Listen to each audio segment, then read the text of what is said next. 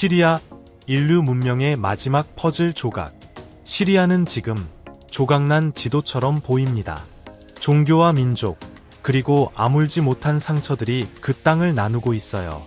하지만 만약 우리가 시리아를 전쟁의 불길 속에서만 본다면 아주 중요한 진실 하나를 놓치게 돼요. 이곳은 한때 인류 문명의 요람이었고 자연과 사람, 그리고 역사가 얽혀 만들어낸 다채로운 생명의 그림이 펼쳐졌던 아름다운 땅이었어요. 오늘은 두터운 먼지를 걷어내고 잘 알려지지 않은 시리아의 진짜 모습을 함께 들여다보려 해요. 이 나라는 한때 세계의 깊은 존경을 받던 곳이었고, 특히 네 번째 이야기까지 가게 되면 시리아가 단순한 국가가 아니라 인간 역사의 연약함과 경이로움을 동시에 일깨워주는 존재인지 알게 될 거예요. 15. 고대 중동의 심장부.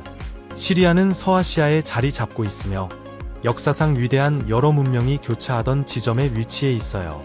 북쪽은 티르키예, 동쪽은 이라크, 남쪽은 요르단, 남서쪽은 이스라엘과 레바논, 그리고 서쪽은 지중해와 접하고 있어요. 국토 면적은 약 18만 5천 제곱킬로미터로 동쪽에는 건조한 사막이 펼쳐지고 서쪽에는 산맥이 이어지며 해안 가까이에는 비옥한 계곡들이 펼쳐지는 등 매우 다양한 지형을 가지고 있어요. 지중해성 기후 덕분에 농업, 어업, 도시 발달에 매우 유리한 조건을 갖추고 있죠. 그래서 고대 문명들은 이곳을 고대 세계의 교차로라 불렀어요. 2025년 5월 기준 시리아의 인구는 약 2,560만 명으로 추정돼요. 하지만 2011년부터 2024년까지 이어진 내전의 영향으로 실제로 이곳에서 살고 있는 사람의 수는 이보다 훨씬 적을 수 있어요. 14. 고대 문명의 유람. 많은 사람들이 잘 알지 못하지만 시리아는 인류 역사에서 가장 초기의 장이 펼쳐졌던 곳이에요. 지금의 국가 경계가 생기기도 훨씬 전, 서양 제국들이 모습을 드러내기 훨씬 이전부터 이곳은 인간 문명의 시작점이었어요. 이 땅은 수메르, 아카드, 바빌로니아, 아시리아 등 찬란했던 고대 문명들이 탄생한 고향이에요. 시리아의 메마른 흙 아래에는 수천 년 세월을 품은 고고학적 보물이 잠들어 있어요. 바람에 무너진 돌담 하나, 땅에 묻힌 돌조각 하나조차도 긴 세월의 이야기를 속삭이듯 들려줘요. 알렉산드로스 대왕이 동방으로 진군하던 시기, 이곳은 그리스 문화와 접촉하게 되었고, 이후에는 로마 제국의 영향까지 받게 돼요. 그 결과 시리아는 동양과 서양, 고대와 중세, 전설과 현실이 자연스럽게 만나는 생생한 문화의 교차로로 자리 잡았어요. 그래서 시리아는 종종 인류 문명의 야외 박물관이라고 불려요. 이 땅에서 문자가 생겨나고 법과 도시의 개념이 생겼으며 다양한 종교들이 싹을 틔웠어요. 그리고 그 모든 유산은 오늘날 우리가 살아가는 현대 세계의 근간이 되고 있어요. 13. 12년간 고립된 나라. 한때 고대 세계의 발전 중심지였던 시리아는 현대에 들어서며 어두운 시기를 맞이하게 되었어요. 2011년 내전이 시작된 이후 대부분의 서방 국가들은 아사드 정부와의 외교 관계를 단절했고 각국 대사관은 문을 닫기 시작했어요. 국제 원조는 끊겼고 시리아는 아랍연맹에서도 수년간 자격이 정지되었어요. 수백만 명의 시리아 국민들은 외부와 단절된 채 살아가야 했어요. 기본적인 생필품조차 부족했고 정보와 교육, 세계와 연결될 수 있는 모든 창구가 닫혀 있었어요. 그렇게 시리아는 무려 12년 동안 국제사회로부터 사실상 완전히 고립된 상태로 존재했어요. 세상은 하루가 다르게 변하고 있었지만 시리아 사람들에게는 시간이 멈춰버린 듯했어요.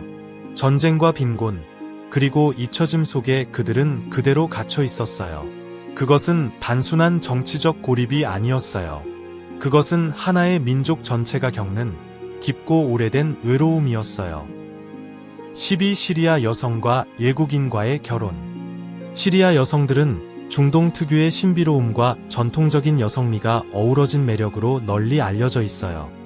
그들은 단순히 외모가 아름다울 뿐 아니라 깊고도 고요한 분위기 속에 사람을 끌어당기는 독특한 아우라를 지니고 있어요. 이런 여성이 인생의 반려자가 된다면 어떨까요? 하지만 이런 낭만적인 이미지 뒤에는 참담한 현실이 숨어 있어요. 오랜 내전으로 인해 국내에서 결혼할 수 있는 기회가 급격히 줄어들면서 일부 여성들은 외국인과의 결혼을 진지하게 고려하게 되었어요. 수십만 명의 시리아 남성들이 전쟁터로 나가거나 실종되었고, 일부는 해외에서 망명 생활을 하고 있어요.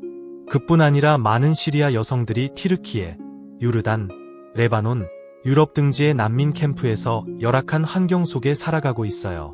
그런 상황에서 외국인과의 결혼은 이들 여성에게 현실을 벗어날 수 있는 유일한 통로가 되기도 해요. 합법적인 거주 자격을 얻고 경제활동을 할 수 있으며 보다 안정적인 삶을 기대할 수 있기 때문이에요. 하지만 이와 동시에 사회적으로 매우 복잡한 문제들도 함께 나타나고 있어요. 실제로 티르키예와 레바논 같은 나라에서는 시리아 여성들과 외국 남성 때로는 연령차가 큰 남성들 간의 결혼이 점점 더 흔해지고 있어요. 문제는 이러한 결혼들 중 상당수가 법적인 절차가 명확하지 않고 여성들이 기본적인 권리를 보장받지 못한 채 살아가야 한다는 점이에요. 일부 여성들은 쉽게 상처받기 쉬운 상태로 법적인 보호 없이 관계에 묵이게 되고 이용당하거나 착취당하는 위험에 노출되기도 해요. 결혼이 삶의 희망이 되어야 할 그들에게 오히려 또 다른 상처와 고통의 시작이 되는 일이 벌어지고 있어요. 10일, 다마스쿠스 세계에서 가장 오래된 도시. 다마스쿠스는 시리아의 수도이자 숨결 하나하나의 역사가 살아 숨쉬는 도시예요. 이곳은 인류가 끊임없이 살아온 가장 오래된 도시 중 하나로 꼽히며 청동기 시대부터 현대에 이르기까지 수천 년 동안 흥망성쇠의 순간들을 지켜봤어요. 그럼에도 불구하고 도시 곳곳에는 옛 정치가 고스란히 남아있어요. 놀랍게도 이 도시는 지금까지도 비교적 온전하게 보존되어 있고 시리아 정부의 통제 아래 큰 전쟁 피해 없이 유지되고 있어요. 다마스쿠스의 일상은 멈춘 적이 없어요.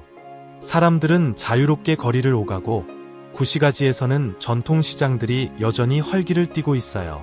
그 중에서도 수크 아라미디아 시장에 들어서면 마치 시간이 거꾸로 흐르는 듯한 느낌을 받아요. 곡선을 그리는 둥근 천장 아래 향신료 가게와 직물 상점, 정교하게 조각된 청동 제품들이 즐비하게 놓여 있어요. 이 모든 것이 고풍스러우면서도 따뜻한 분위기를 만들어내요. 도심 중심에는 스트레이트 스트리트라는 길이 있어요. 성경에 따르면 이곳은 사도 바울이 회심했던 장소로 전해지고 있어요. 세월이 아무리 흘러도 이 길은 여전히 이름처럼 곱고 전 세계 순례자들을 조용히 맞이하고 있어요. 다마스쿠스에서는 거리에 돌 하나, 벽 하나조차도 과거의 이야기를 속삭이고 있어요. 이곳에서 역사는 책 속에만 머물지 않아요. 골목 하나, 벽면 하나마다 선명히 새겨져 있고 도시를 지키며 살아가는 사람들의 눈빛 속에도 고스란히 담겨 있어요. 많은 이들이 알지 못하지만 다마스쿠스는 한때 우마이야 왕조의 수도였어요.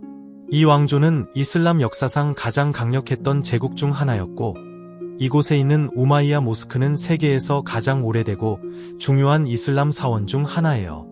이곳은 원래 로마 신전이었다가 기독교 교회로 이후에는 이슬람 사원으로 바뀌었어요. 다마스쿠스 북쪽에는 말룰라라는 고대 마을이 있어요. 이곳은 전 세계에서 몇 안 되는 사람들이 여전히 아람어를 사용하는 지역이에요. 이 언어는 예수 그리스도가 사용했다고 알려져 있어요. 말룰라는 해발 약 1,500m 높이의 석회암 절벽에 자리 잡고 있으며 흰색과 파란색으로 칠해진 작은 집들이 절벽에 빼곡히 붙어 있어 한 폭의 그림 같은 풍경을 이루고 있어요. 18미라 사막 한가운데 남은 찬란한 문명의 흔적. 시리아 중부의 건조한 사막 속에 숨겨진 도시 팔미라는 한때 고대 비단길 위에서 가장 빛났던 보석 같은 곳이었어요. 로마, 페르시아, 인도, 중국에서 온 낙타 행렬이 이곳에 모여 무역을 나눴고 단순한 거래를 넘어 문화와 종교, 권력이 교차하는 중심지 역할을 했어요. 팔미라가 가장 찬란했던 시기는 제노비아 여왕 시절이에요. 그녀는 로마 제국의 권위에 당당히 맞섰던 전설적인 인물로 팔미라의 전성기를 이끈 상징이기도 해요. 오늘날 남아있는 유적들은 당시의 화려함을 조용히 증언하고 있어요. 사막 위에 우뚝 솟은 고린토식 기둥들, 당당하게 서 있는 개선문, 그리고 고대 로마식 극장은 그 시절의 예술과 감동을 여전히 전하고 있어요. 팔미라의 아름다움은 단순한 건축미에 그치지 않아요. 이곳은 동서양 문명이 공존하며 흘러간 드문 장소예요. 로마의 신들과 샘족 신들이 함께 숭배되었고 그리스어와 아람어가 나란히 새겨진 비문이 발견되어 유대인과 아랍인, 페르시아 상인들이 함께 어우러져 살아가던 이곳은 진정한 문화의 융합지였어요. 지금의 시리아 모습과는 너무도 다른 그런 풍요롭고 조화로운 시대가 존재했다는 것이 믿기지 않을 수도 있어요. 무슨 일이 있었던 걸까요? 그 해답은 네 번째 이야기에서 드러나게 돼요. 팔미라는 한때 유네스코가 지정한 세계문화유산으로 등재되었어요. 하지만 2015년부터 2017년 사이 극단주의 무장단체 이슬람 국가가 이 지역을 점령하면서 많은 고대 유산들이 파괴되는 아픔을 겪었어요. 지금은 시리아 정부와 국제사회가 힘을 모아 이 소중한 유산을 복원하기 위한 다양한 복구 프로젝트를 진행하고 있어요. 세계에서 가장 오래된 관계 시스템 중 하나가 존재했던 땅. 수천 년 전부터 메소포타미아와 시리아 고원에 살던 사람들은 세계에서 가장 오래되고 발전된 관계 시스템 중 하나를 만들어냈어요. 그 중심은 바로 오론테스강 유역이었어요. 당시 사람들은 계절에 따라 흐름이 달라지는 물을 효과적으로 활용하기 위해 돌과 점토를 이용해 인공수로와 저수지, 둑을 세웠어요. 단순히 강에서 물을 끌어오는 것에 그치지 않고 빗물을 모으고 지하 저장고를 만들고 지형을 따라 물길을 희게 하며 농경지에 골고루 물이 퍼질 수 있도록 설계했어요. 이들의 관계 기술은 고대 이집트나 메소포타미아 문명과 비교해도 결코 뒤처지지 않았어요. 그 결과 원래는 척박했던 대지 위에도 밀, 올리브, 석류가 자라나는 풍요로운 농토가 펼쳐질 수 있었어요. 이러한 성취는 단순한 기술적 발전을 넘어 이 땅에서 살아간 사람들의 놀라운 생존력과 끊임없이 더 나은 삶을 꿈꾸는 열망을 고스란히 보여줘요. 8. 전쟁 속에서도 살아있는 시리아의 문화.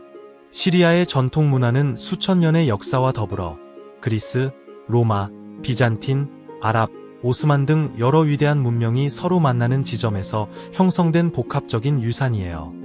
오랜 전쟁은 분명 이 문화의 일상적인 흐름을 방해했지만 그 핵심적인 가치들은 여전히 사람들의 마음속에 살아있으며 여러 세대를 거쳐 전해지고 있어요. 시리아 전통 음악은 고전 아랍 음악의 색채를 진하게 띠고 있어요. 특히 배 모양의 현악기인 우드와 평평하게 눕혀 연주하는 카누는 대표적인 악기로 깊이 있는 선율을 만들어내요. 음악 공연은 종종 시 낭송과 함께 펼쳐지는데 시는 시리아인들에게 단순한 오락이 아니라 삶의 일부이고 정신적 위안이자 일상의 숨결이기 때문이에요. 오늘날에도 거리와 마당 곳곳에서는 이런 시와 음악이 여전히 울려 퍼지고 있어요. 그리고 시리아의 결혼식, 축제, 지역 공동체의 모임에서 빠지지 않는 문화적 상징이 있어요. 바로 답케라는 전통 춤이에요. 사람들은 손을 맞잡고 원형이나 일렬로 서서 북소리에 맞춰 박자를 맞추며 힘차게 발을 구르죠. 그 리듬감 넘치는 움직임은 공동체의 단결과 삶에 대한 긍정의 메시지를 전해요. 특히 힘든 현실 속에서도 사람들의 마음을 하나로 잇는 소중한 문화로 여겨지고 있어요. 또한 다마스쿠스의 오래된 카페들에서는 한때 매우 특별한 직업이 존재했어요. 바로 하카와티라고 불리는 전통 이야기꾼이에요. 이들은 전통 복장을 입고 높은 의자에 앉아 아랍 전설, 역사 이야기 또는 교훈적인 우화를 표정과 손짓을 곁들여 감정 풍부하게 들려줬어요. 당시 하카와티의 이야기는 마치 텔레비전이 생기기 전 시대의 영화처럼 사람들에게 가장 대중적인 오락이자 문화의 중심이었어요. 지금은 이 하카와티 예술이 시리아의 무형문화유산으로 보존되고 있으며 복원 작업도 활발히 이루어지고 있어요. 시리아 문화를 이야기할 때 음식도 절대 빠질 수 없어요. 잘게간 양고기와 밀로 만든 키베, 신선한 채소와 향신료로 만든 샐러드 파투시와 타블레는 지중해 특유의 풍미를 그대로 담고 있어요. 무엇보다 놀라운 건 오랜 전쟁 속에서도 가족이 함께 모여 앉아 식사를 나누는 그 시간만큼은 여전히 전통이 살아 숨쉬는 순간이라는 점이에요. 그런 식탁 위의 정성과 소박한 자부심은 시리아인들의 강인한 정신과 삶의 품격을 조용히 말해주고 있어요. 7. 시리아 사람들이 다른 사람의 시선을 두려워하는 이유. 시리아에는 아주 오래된 독특한 민간 신앙이 있어요. 바로 악마의 눈 또는 저주의 눈이라는 믿음인데요. 이 믿음에 따르면 누군가가 질투나 시기로 당신을 바라보면 의도했든 아니든 불행이 찾아올 수 있다고 해요. 그 불행은 단순한 두통이나 병부터 시작해서 사업의 실패, 뜻밖의 사고처럼 삶을 크게 뒤흔드는 일까지 다양하다고 합니다. 그래서 시리아 사람들은 이런 불행을 막기 위해 나자르라는 부적을 사용해요. 파란 눈동자 모양을 한 이 부적은 부정적인 시선을 되돌려주는 힘이 있다고 믿어.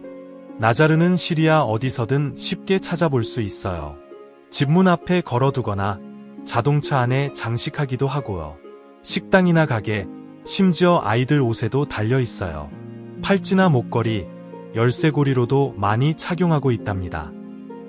6. 사막 한가운데 잊혀진 4500년 된 도서관의 미스터리. 텔마르디크 인근, 오늘날 이드리브 지역에 자리 잡은 고대 도시 에블라는 20세기 중동 고고학 역사에서 가장 중요한 발견 중 하나로 꼽혀요. 1975년 이탈리아의 고고학자들은 이곳에서 약 1만 5천 개에 달하는 거대한 점토판을 발견했는데요. 이 점토판에는 고대 메소포타미아 지역에서 사용된 쐐기 문자가 정교하게 새겨져 있었어요. 놀라운 건 이 점토판들이 단순한 기록물이 아니라는 점이에요.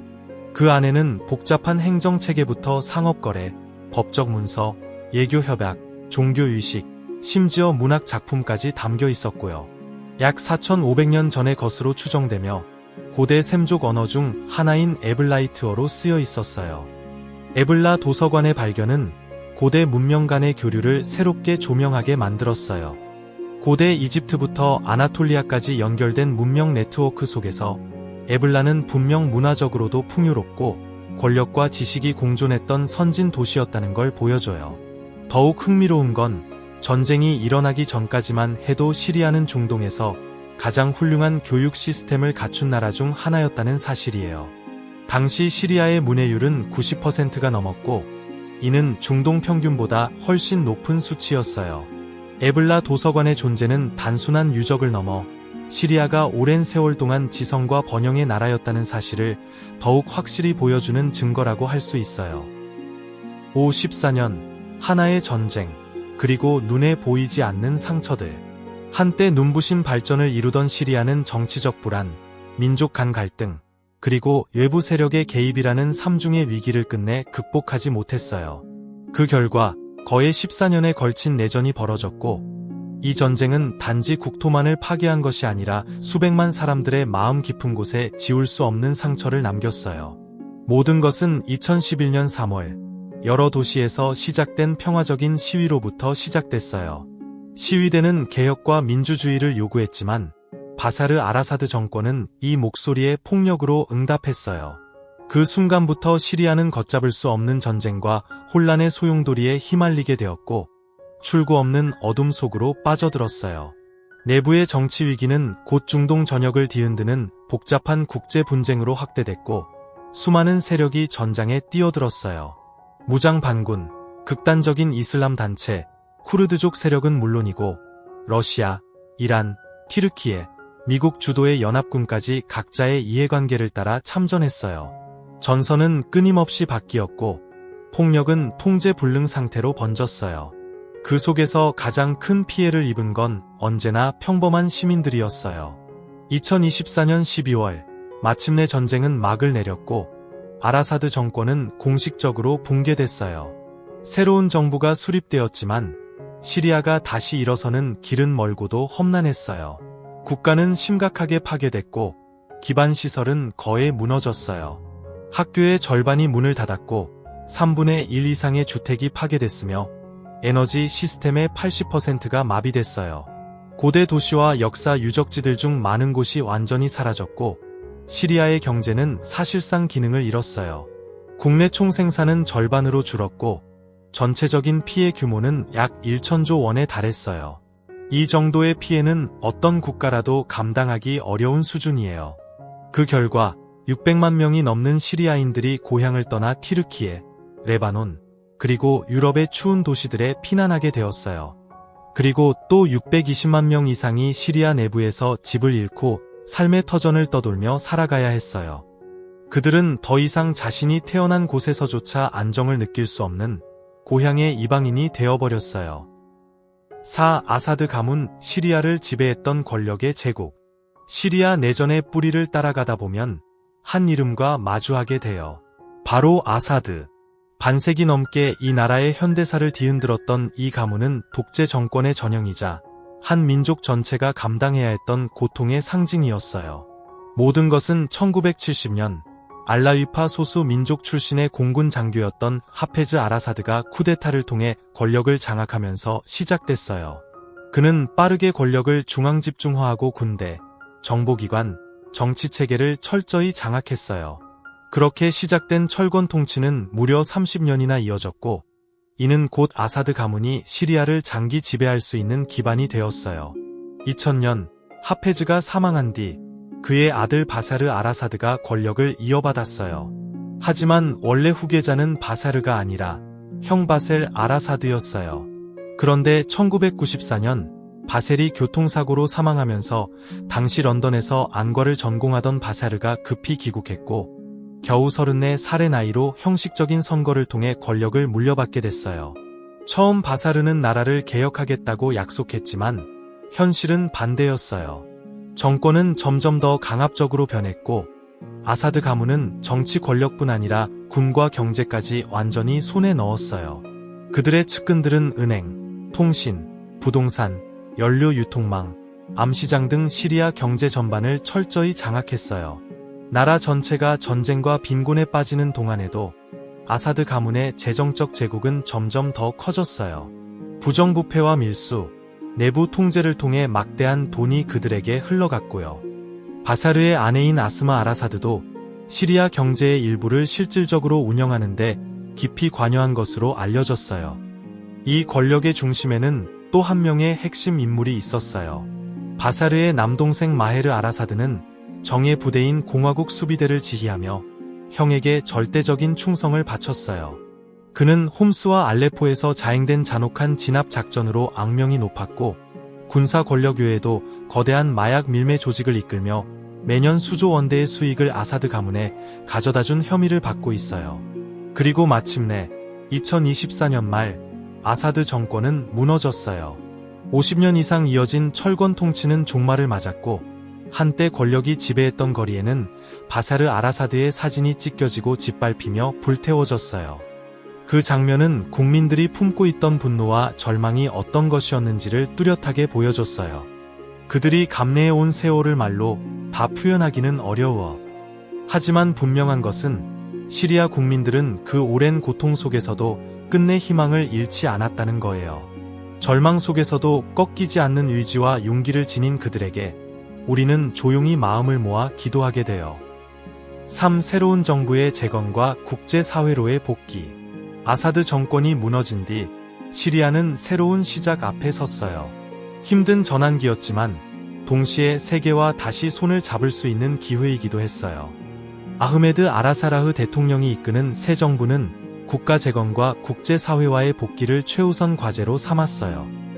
변화의 전환점은 도널드 트럼프 미국 대통령의 재임 중 이루어진 시리아 대통령과의 암만 회담이었어요. 그 자리에서 미국은 시리아에 대한 오랜 제재를 해제했고 이는 관계 정상화와 경제협력 재개의 신호탄이 되었어요. 뒤이어 유럽연합은 2022년부터 2026년까지 약 3조 3천억 원 규모의 지원을 약속했어요. 지원금은 인프라 복구, 경제 회복, 의료와 교육, 식수 공급 등 필수 분야에 사용됐어요. 유엔과 여러 국제기구, NGO들도 다시 시리아에 들어와 전쟁 피해자들에게 삶의 기회를 되찾아주려 힘쓰고 있어요. 이 시리아 국민들의 현재 삶. 오늘날 시리아 국민들은 전쟁 이후의 삶을 새롭게 써내려가고 있어요. 총성과 폭격 소리는 서서히 멀어지고 그 자리를 잃어버렸던 일상의 리듬이 조심스레 채워가고 있어요. 한때 잿더미가 되었던 다마스쿠스, 알레포, 홈스 같은 도시의 거리에는 다시 사람들의 발걸음이 오가고 있어요. 좁은 골목에서는 장사꾼들의 외침이 울려 퍼지고 시장은 다시금 활기를 띠고 있어요. 어린아이들의 웃음소리는 더 이상 오열이나 비명에 묻히지 않고 사람들의 마음에 따뜻한 울림을 전하고 있어요. 하지만 회복의 길은 여전히 멀고도 험해요. 지금도 대부분의 시리아 국민들은 절대적인 결핍 속에서 살아가고 있어요. 전체 인구의 약 80%가 빈곤선 아래에서 생활하고 있고 900만 명 이상이 하루 식사를 걱정해야 할 정도예요. 기본적인 공공 서비스도 아직 완전히 복구되지 못했어요. 특히 시골 지역이나 과거 전투가 격렬했던 지역에서는 전기가 자주 끊기고 식수는 오염되어 있으며 병원에는 약도 장비도 턱없이 부족한 상황이에요. 그럼에도 불구하고 시리아 사람들은 결코 희망을 잃지 않았어요. 그들은 여전히 전통 문화를 지키며 살아가고 있어요. 결혼식, 라마단 축제, 그리고 고전 시와 음악이 흐르는 오래된 카페의 밤들은 여전히 사람들 곁에 머물고 있어요. 앞으로의 길이 아무리 길고 험하더라도 그들의 끈기, 창의성, 그리고 강한 공동체 의식이 희망의 불씨를 지켜내고 있어요. 그들은 언젠가 모두가 자유롭고 온전히 살아가며 함께 어울려 사는 사회를 다시 만들어갈 거예요. 이제 막 숨쉬기 시작한 평화 시리아는 정말 안전해졌을까? 많은 지역에서 일상이 서서히 회복되고 있지만 시리아의 일부 지역에서는 여전히 불안정한 상황이 이어지고 있어요. 아사드 정권은 무너졌지만 과거 체제를 지지하던 무장 세력 일부는 여전히 라타키아, 타르투스 등 서부 해안 지역에서 혼란을 일으키고 있어요. 또한 시리아와 레바논 국경지대, 특히 바알베크 헤르멜 인근에서는 헤즈볼라와의 긴장 속에 밀수 단속이 강화되면서 무력 충돌이 계속되고 있어요. 비록 현재 휴전이 선언되었지만 상황은 아직 완전히 안정됐다고 보기 어려워. 이런 가운데 5월 초에는 이스라엘이 다마스쿠스 인근을 공습했어요. 드루즈 공동체 보호를 명분으로 내세웠지만 이스라엘과의 갈등이 다시 격화되는 조짐도 보여요. 이에 대해 시리아 정부는 국제적 합의를 존중하고 더 이상의 갈등 확산을 피하겠다는 입장을 밝혔어요. 전체적으로 보면 평화를 위한 노력이 계속되고 있음에도 불구하고 여전히 여러 지역은 불안의 불씨를 안고 있어요. 이러한 긴장 요소들은 시리아의 본격적인 재건과 장기적인 안정을 가로막는 큰 장애물로 남아 있어요. 시리아, 전쟁의 연기 속에 세계로부터 잊혀졌던 나라. 그러나 폐허 속에서도 사람들은 살아가고 있고 문화는 이어지고 있으며 기억은 사라지지 않았어요. 이 땅의 진짜 이야기는 단순한 뉴스 헤드라인 너머에 존재하는 깊은 역사의 울림이에요. 이 중 어떤 사실이 가장 놀라웠나요? 아래 댓글로 여러분의 생각을 들려주세요. 영상이 좋았다면 좋아요와 공유, 그리고 채널 구독도 잊지 말아주세요. 지금까지 함께해 주셔서 감사합니다. 다음 영상에서 다시 만나요.